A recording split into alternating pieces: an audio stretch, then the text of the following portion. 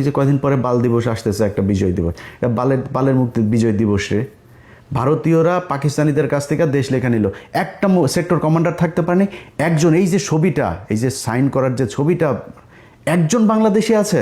আচ্ছা, এরা কি না জেনে কথা বলে, নাকি সত্যটা জেনেও শুধুমাত্র মুক্তিযুদ্ধকে বিতর্কিত করার জন্য এসব কথা বলে বেড়ায়? আদৌ কি আত্মসমর্পণ অনুষ্ঠানে বাংলাদেশের কেউ ছিল না?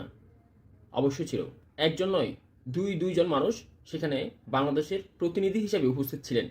একজন মুক্তিযুদ্ধের উপ অধিনায়ক একে খন্দকার এবং অন্যজন এক ফোর্সের অধিনায়ক মেজর টি এম শফিউল্লাহ। কোনো গবেষকের বই থেকে জানা গেছে সেদিন সেখানে কাদেরিয়া বাহিনীর প্রধান কাদের সিদ্দিকীও উপস্থিত ছিলেন।